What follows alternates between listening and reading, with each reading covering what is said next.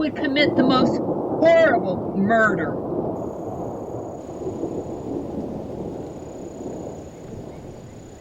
Demby made no response, but stood his ground. The second and third calls were given with the same result.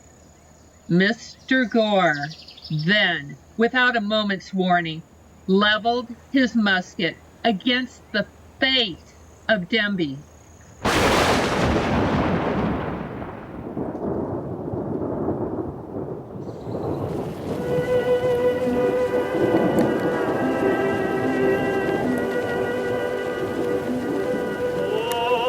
Nobody knows the trouble I see. Nobody knows but Jesus. Nobody knows the trouble I see. Glory, hallelujah.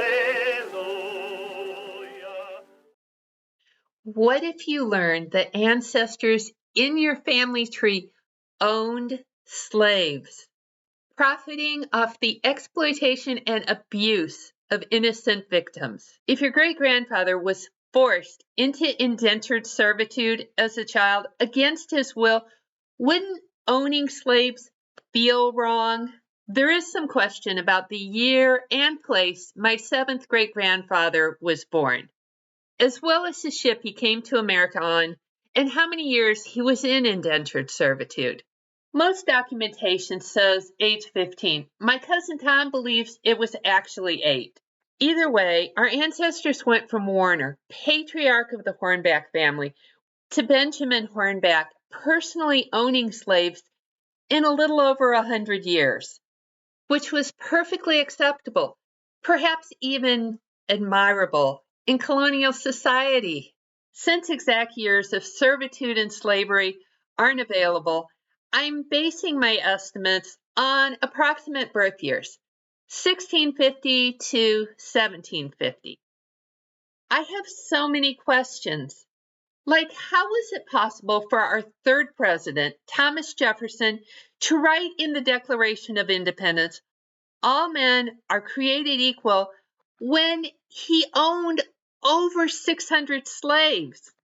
And how can my ancestors own slaves when they resided in northern states, Union territory? Goals surrounding the Civil War were more controversial and complicated than I imagined.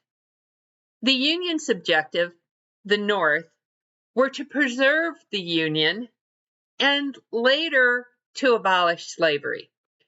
The Confederacy's objective, the South, was to secure independence and preserve its economy, which was deeply reliant on the institution of slavery. Because the war divided the nation along regional lines, loyalties within families were fractured, leading countless siblings to fight for opposing sides and occasionally engage in direct combat against each other, especially in border states like Missouri, Kentucky, Tennessee, Maryland, Delaware, and West Virginia.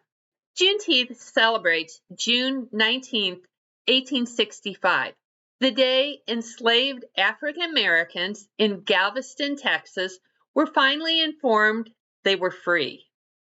A full 2.5 years after the Emancipation Proclamation was signed. But what I didn't realize was back in New Jersey, slavery technically continued till Governor Ward signed an amendment in 1866. Kentucky, Delaware, Maryland, Civil War border states, which were officially part of the Union, were exempt from the Emancipation Proclamation. So enslaved individuals in these states weren't freed till the 13th Amendment was ratified, December 6, 1865, with Delaware rejecting it until 1901. In fact, there were 451,021 slaves counted in the 1860 census in states and territories that would make up the Union during the Civil War. So what about Illinois specifically? It operated through a collection of legal loopholes. Although Illinois' first 1818 state constitution stated that slavery shall not thereafter be introduced, existing slaves were definitely not freed. In addition, the Illinois Black Code of 1853 prevented immigration by prohibiting any Black person coming from outside Illinois to stay for more than 10 days, or else they could be arrested, detained, and fined $50, which is about $2,000 today. And if they could not pay, they were forced to work as debt laborers or deported.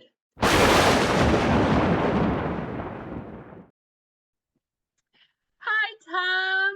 Thank you so much for joining me. I had some questions about the Hornbacks and slavery. So Okay. maybe we should start with how we are related. Well, we are tied together through our seventh great grandfather, Warren R. Hornbeck, who came here in 1654. And he had two wives, and they had each 10 and 9 children, I believe it was. A lot. Like total of 19. And you came from the second wife. My side came from the first wife. And I have actually tracked a lot of your side, not knowing that I was heading toward you. So I have a lot of the names that you've been mentioning, over these last few weeks that we've spoken. So they're on my tree. One of the more prominent members on your side was Benjamin. Can you tell me a little bit about him? He was a son of Warner. He was also had a very large family. He served in the Revolutionary War, but yeah, he eventually became the sheriff of Randolph County and then the justice of the peace for Randolph County. So there are a lot of records in Randolph County for Benjamin, and I got his will from the courthouse there. And I had known previous that they had slaves, but it hadn't been in writing. I just heard it was in a couple of books. But now I had the documentation that actually proved they had 2 slaves. And Cooper and do you have the name written down? Jenny, Cooper and Jenny. And yeah. They also, Cooper and Jenny, for Jenny, there were also children that were slaves. I haven't proven that with documentation, but I have seen that written. I believe it was from the first couple of books, maybe, that were written, where Jenny had 2 children. And they weren't mentioned in the will as far as I've seen so far. It's really hard to read. It's in cursive and handwriting, and so it's hard to read. So I saw a note that Lydia's will addresses the 2 children and says they should be freed when they reach the age of 21. That was the story. Yes, exactly. That was the story I got. The Cooper and Jenny, though, were to be released when Lydia died. And she had to be close to dying because Benjamin just died, so she had to be up in her later years as well. So my notes say that slave trade was outlawed in 1808, and the will was the year of the will 1827. I believe it was. Yes.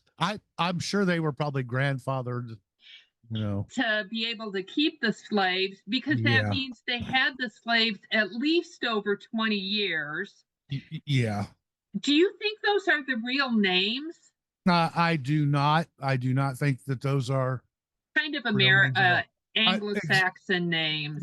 They did the same thing to all the white people as well. All the white people that came in from Europe who had these weird names that, you know, and nobody had ever heard before, they Americanized them. They did that to our name as well. And thankfully they gave them their freedom prior to the Yes. Civil War. I'll add that. Yes. This was before the Civil War, so they believe that they should have freedom. And you are the first person since I've started doing genealogy who has even brought this subject up. So I want to thank you so much for all your research. Absolutely, my pleasure. While owning slaves is not in my branch of the family tree lineage that I know of, I'm still passionate about emancipation. And coincidentally, while I was researching for this video, I was also waiting for Ancestry DNA results, which would include an unexpected surprise. My DNA is determined by my parents, my 4 grandparents, my great-grandparents, and so on. By the time we work our way back to the days when Americans owned slaves, we are talking about 128 great-great-great-great-great-grands, 7 generations back. Their influence on my DNA would be about 1%. What were my ethnicity results? Well, my DNA shows an estimated 1% West African ethnicity. West Africa experienced heavy slave trade in the early 1800s. So, as an ancestor of an early colonial family with links to slave owners, as well as a descendant with personal ethnic links to an African slave ancestor, I want to sincerely apologize for any slavery-related crimes against their innocent victims and these family members, while I also begin embracing and celebrating my newly discovered personal Bernin and Togo West African heritage. Oh, nobody knows the trouble I see. Nobody knows but Jesus. Nobody knows the trouble I